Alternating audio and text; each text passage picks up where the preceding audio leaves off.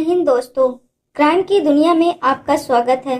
Crime की दुनिया में हम आपके लिए एक नई कहानी लेकर आए हैं दोस्तों। तो चलिए शुरू करते हैं। दोस्तों 17 जुलाई 2016 को उत्तर प्रदेश के हापुड़ की एक नहर में कुछ लोगों को एक महिला की लाश तैरती हुई दिखाई देती है। उन लोगों को किसी अनहोनी का एहसास हुआ और देखते ही देखते वहां पर लोगों की भीड़ जमा हो गई। वहां पर मौजूद सभी लोग इस बात से परेशान थे कि आखिर इस नहर में लड़की की लाश कहां से आ गई। इसलिए उस इलाके के रहने वाले लोगों ने फौरन इस घटना की जानकारी पुलिस को दे दी। सूचना मिलते ही पुलिस तुरंत घटना स्थल पर पहुंच गई। इसके बाद पुलिस ने उस शव को नहर से बाहर निकलवाया। साथ ही पुलिस ने देखा कि वहीं पास में ही एक सेंट्रो कार भी खड़ी है, जिससे पुलिस ने अनुमान लगाया था कि शायद लाश को इसी सेंट्रो कार में यहाँ लाया गया है और उस नहर में डाल दिया गया। इसलिए पुलिस ने उस कार की छानबीन करना शुरू कर दी, लेकिन कार से उन्हें कोई भी सुराग नहीं मिला। इसके बाद यूपी पुलिस ने उस कार के नंबर का पता लगाया तो पता चला वो कार दिल्ली के वजीराबाद इलाके में रहने वाले वैद प्रकाश करोड़ीवाल की है। लेकिन जब पुलिस नॉर्थ दिल्ली के वजीराबाद में करोड़ीवाल के फ्लैट पर पहुंची तो उस महिला के माता पिता और भाई घर पर नहीं थे। उसके घर पर ताला लगा हुआ था। पुलिस ने आस पड़ोस के लोगों से पूछताछ की तो पड़ोसियों ने बताया कि उनके बारे में किसी को भी कोई जानकारी नहीं है कि आखिर ये पूरा परिवार कहाँ चला गया। इसके बाद पड़ोसियों ने लड़की की पहचान नैना करोड़ीवाल के तौर पर की, जिसकी उम्र लगभग 21 साल की थी और वो दिल्ली यूनिवर्सिटी में पढ़ाई करती थी। यूपी पुलिस ने इस केस को इस एंगल से देखा था कि जरूर नैना का किसी लड़के के साथ अफेयर होगा और घर वाले उसके खिलाफ होंगे। इसीलिए समाज में अपनी इज्जत बचाने और बदनामी के डर से लड़की के परिवार वालों ने मिलकर उसकी हत्या कर दी। यूपी पुलिस ने इस मामले की छानबीन की तो यूपी पुलिस के हाथ ज्यादा कुछ नहीं लगा, क्योंकि महिला का पूरा परिवार ही गायब था।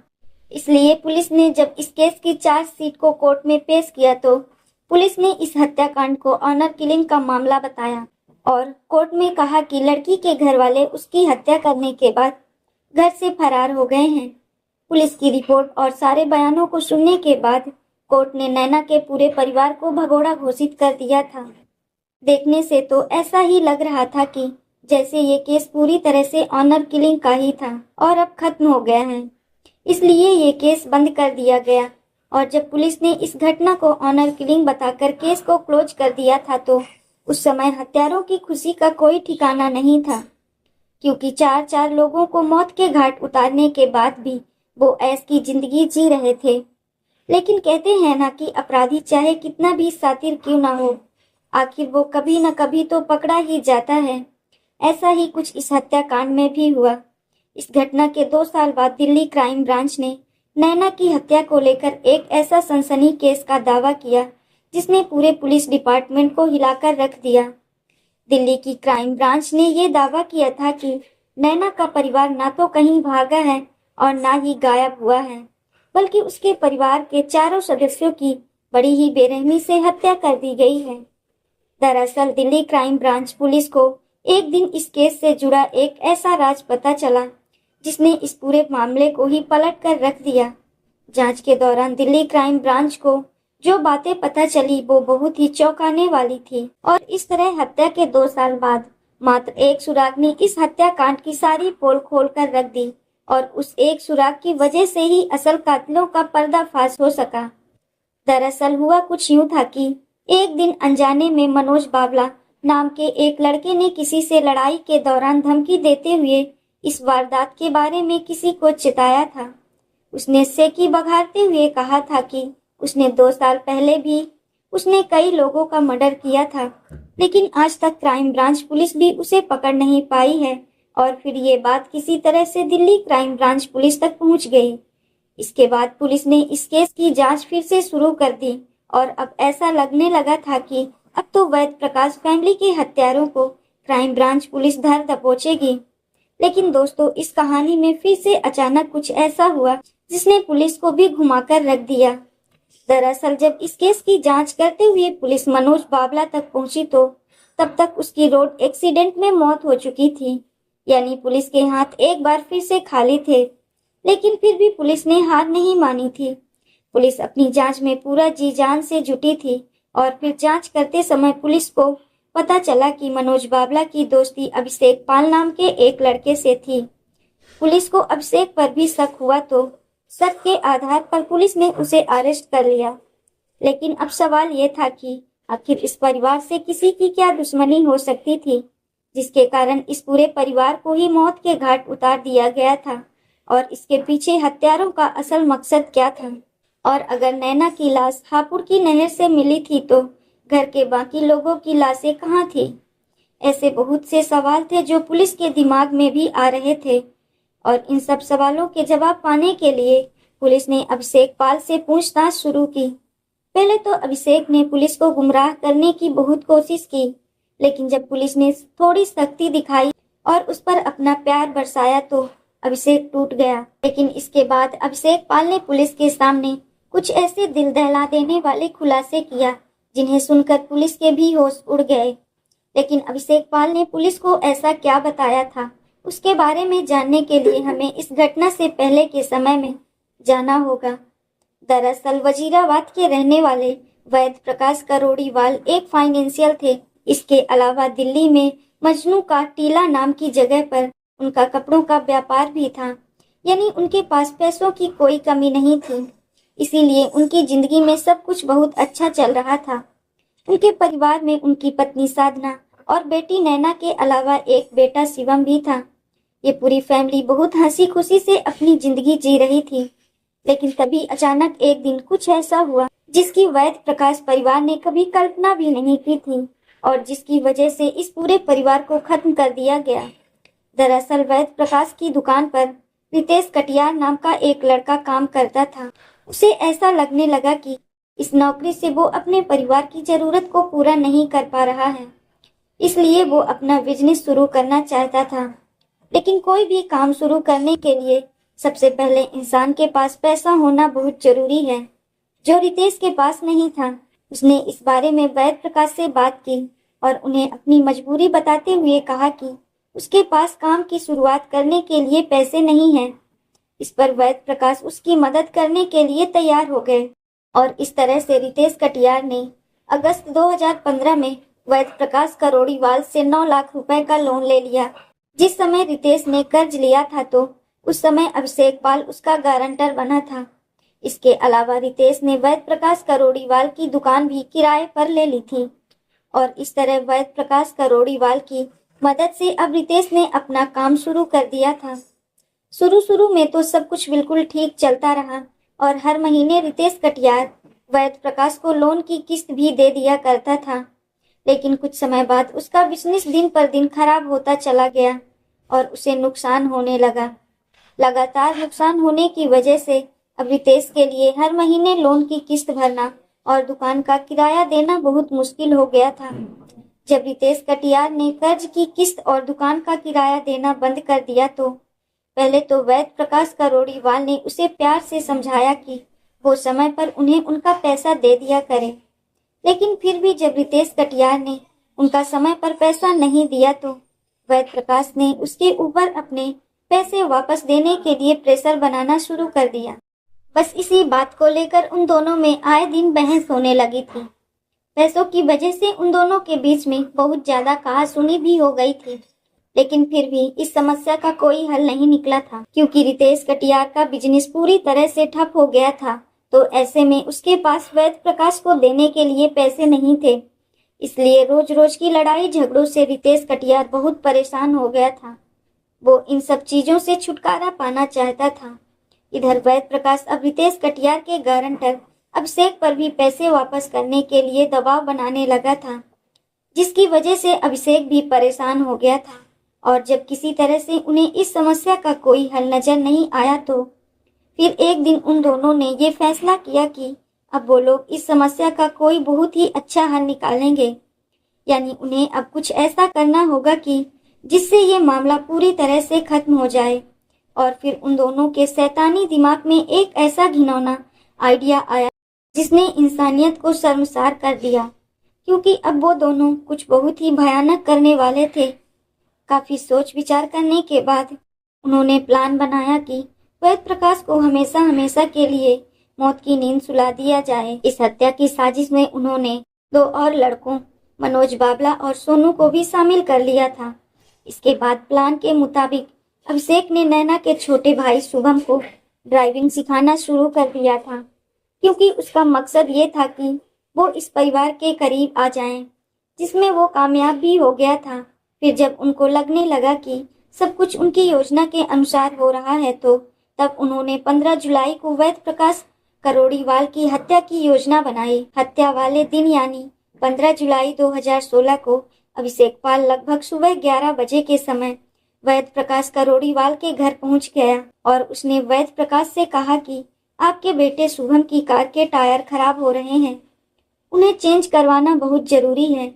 उसने वैद प्रकाश को टायर बदलवाने के लिए अपने साथ टायर की दुकान पर चलने के लिए कहा। इसके बाद वैद प्रकाश अभिषेक के साथ टायर की दुकान पर जाने के लिए घर से निकल जाते हैं, लेकिन वो इस बात से बिल्कुल अनजान थे कि आज अभिषेक उनके साथ खूनी खेल खेलने वाला है, क्योंकि भले ही उनके बीच लड़ाई झगड़ा ही सही, लेकिन फिर भी वैद प्रकाश को अभिषेक पर भरोसा था, क्योंकि वो उनकी दुकान पर काफी समय से काम करता आ रहा था और ये भरोसा ही उनकी सबसे बड़ी गलती थी, जिसकी वजह से उनकी और उनके पूरे परिवार की जान चली गई। क्योंकि कई बार हम ऐसे लोगों पर भरोसा कर लेते हैं जो आगे चलकर हमारे आस्तीन का सांप बन जाते हैं। इसीलिए बहुत जरूरी है कि हमें दूसरे लोगों पर हद से ज्यादा विश्वास नहीं करना चाहिए। वैद प्रकाश करोड़ीवाल फ्रंट सीट पर बैठे हुए थे कि तभी मौका देखकर हत्यारों ने क्लच वायर से उनका गला घोटना शुरू कर दिया। वैद प्रकाश बुरी तरह से तड़प रहे थे और अपनी जान बचाने के लिए कोशिश कर रहे थे, लेकिन उनकी सब कोशिशें बेकार हो गई थी और जब उनका शरीर ठंडा पड़ गया तो कातिलों ने उनके सबको कार की डिग्गी में डाल दिया। वो दोनों बहुत खुश थे कि उन्होंने कितनी चालाकी और कितनी आसानी से वैद प्रकाश को मौत के घाट उतार दिया है। लेकिन अब उन दोनों को इस बात का भी डर सताने लगा था कि जब वैद प्रकाश घर नहीं पहुंचेंगे तो ऐसे में वैद प्रकाश की पत्नी साधना और उनका बेटा शुभम पुलिस को इस बात की जानकारी दे सकते हैं कि वैद प्रकाश अभिषेक के साथ घर से निकले थे और इसी डर की वजह से उन दोनों ने ये फैसला किया कि अब वो लोग इस पूरे परिवार को ही खत्म कर देंगे। इसके बाद दोपहर 2 बजे के आसपास उन दोनों ने शुभम को फोन किया और उससे कहा कि तुम्हारी कार के टायर सही हो गए हैं, तुम यहाँ आकर एक बार गाड़ी को चलाकर देख लो कि टायर सही है या नहीं। लेकिन शुभम को इस बात की जरा भी भनक नहीं थी कि कोई इस तरह धोखे से बुलाकर उसकी हत्या कर सकता है। इसलिए शुभम उनके पास चला जाता है और फिर शुभम की हत्या भी ठीक वैसे ही की गई जैसे वैद प्रकाश की गई थी, यानी उसको भी क्लच वायर से खत्म किया गया था। गला घुटने की वजह से और सांस रुकने की वजह से शुभम ने भी दम तोड़ दिया। उसकी हत्या करने के बाद अभिषेक और रितेश कटियार ने उसकी लाश को भी पीछे कार की डिग्गी में डाल दिया, जहां पर पहले से ही वैद प्रकाश की लाश रखी हुई थी। दोनों बाप बेटों का काम तमाम करने के बाद उन्होंने अगला निशाना वैद प्रकाश की पत्नी साधना को बनाया। इसके लिए वो दोनों फिर से वैद प्रकाश के घर पहुंचे और वहां जाकर उन्होंने उनकी पत्नी साधना से ये झूठ बोला कि उनके पति का एक्सीडेंट हो गया है और वो हॉस्पिटल में है। अपने पति की एक्सीडेंट की खबर सुनकर साधना परेशान हो गई और वो उन दोनों के साथ घर से हॉस्पिटल के लिए निकल गईं, ताकि जल्द से जल्द अपने पति के पास पहुंच सकें। लेकिन बेचारी साधना को क्या पता था कि उसके पति और बेटे को तो पहले ही मौत की नींद सुला दिया गया है। साधना का कत्ल करने के लिए भी उन्होंने उसी क्लच वायर का इस्तेमाल किया जैसे उन्होंने वैद प्रकाश और शुभम को ठिकाने लगाया था। साधना के बाद अब केवल उसकी बेटी नैना ही बची थी। इसके बाद रात 9 बजे के करीब वो दोनों आरोपी फिर से वैद प्रकाश के घर जाते हैं और नैना को भी वही एक्सीडेंट वाली झूठी कहानी सुनाते हैं जो उन्होंने उसकी मां साधना को सुनाई थी। नैना भी उनकी बातों में आ जाती है और उनके साथ घर से निकल जाती है। रास्ते में नैना की भी क्लच वायर से गला घोटकर हत्या कर दी जाती है और इस तरह एक हंसते खेलते परिवार को कुछ ही घंटों में मौत की नींद सुला दिया गया। लेकिन हत्यारों को अपने किए पर ना तो कोई अफसोस था और ना ही कोई दुख। हालांकि ऐसे लोग तो इंसान कहलाने के लायक भी नहीं होते। और जब उन्होंने भरे पूरे परिवार को खत्म कर दिया, इसके बाद वो लोग उन चारों लाशों को वहीं पर फेंक कर वापस आ गए।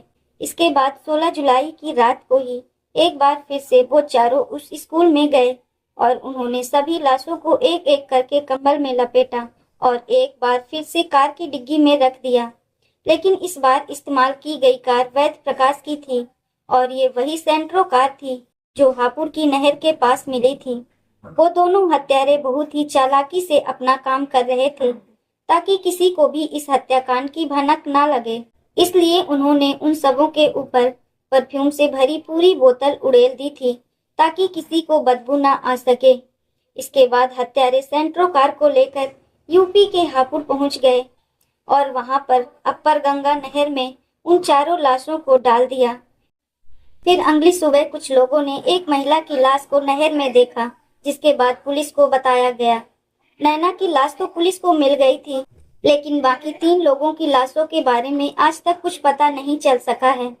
इसके बाद इस हत्याकांड के मुख्य आरोपी रितेश कटियार ने डिप्रेशन के चलते साल 2017 में सुसाइड कर लिया था। सोनू की भी मौत हो चुकी थी और बाबला भी सड़क दुर्घटना में मारा गया था। अब जरा किस्मत का खेल तो देखिए, इन लोगों ने 1 साल पहले 4 बेकसूर लोगों को मौत के घाट उतारा था और इस घटना के 1 साल बाद खुद भी दुनिया से चले गए। दिल्ली क्राइम ब्रांच पुलिस ने हत्या के मास्टरमाइंड अभिषेक पाल को गिरफ्तार करके अपनी आगे की जांच शुरू कर दी थी, जिससे ये पूरा केस खुलकर सामने आ गया था। लेकिन ये मामला अभी भी कोर्ट में चल रहा है और हत्यारे आरोपी अभिषेक को कड़ी से कड़ी सजा जरूर मिलेगी। लेकिन अगर यूपी पुलिस साल 2016 में इस केस मामले को ऑनर किलिंग का केस नहीं मानती तो शायद अभिषेक पाल इतने समय तक ऐश की जिंदगी नहीं गुजार सकता था। लेकिन पुलिस के सामने भी ये केस इस तरीके से आया था कि जांच के दौरान पुलिस को ये ऑनर किलिंग का ही मामला लगा था, क्योंकि हत्यारे जरूरत से ज्यादा चालाक थे, जिन्होंने इस हत्याकांड के प्लान को बहुत ही शानदार तरीके से बनाया था। लेकिन कहते हैं ना कि पाप का घड़ा कभी न कभी जरूर भरता है और फिर वो फूटता भी जरूर है। यानी हर इंसान को अपने कर्मों का फल भुगतना पड़ता है। ठीक वैसा ही इस केस में भी हुआ था। आखिर पुलिस ने सही से इस केस की इन्वेस्टिगेशन क्यों नहीं की होगी? और आपके हिसाब से क्या वैध प्रकाश ने रितेश कटियार को पैसे देकर गलती की थी, या उन्हें रितेश कटियार और अभिषेक पाल पर अपने पैसे वापस लेने के लिए जरूरत से ज्यादा दबाव नहीं बनाना चाहिए था? दोस्तों, इस घटना को सुनाने का उद्देश्य किसी का दिल दुखाना नहीं, किसी को परेशान करना नहीं, बल्कि आपको जागरूक करना है, आपको सचेत करना है। दोस्तों, इस पूरी घटना के बारे में आपकी क्या राय है? कमेंट बॉक्स में जरूर बताएं। और अगर हमारी मेहनत पसंद आई हो तो इस वीडियो को लाइक करते हुए शेयर भी करें। अगर आपने अब तक चैनल को सब्सक्राइब नहीं किया है तो हमारे चैनल को सब्सक्राइब कर लीजिए। राधे राधे।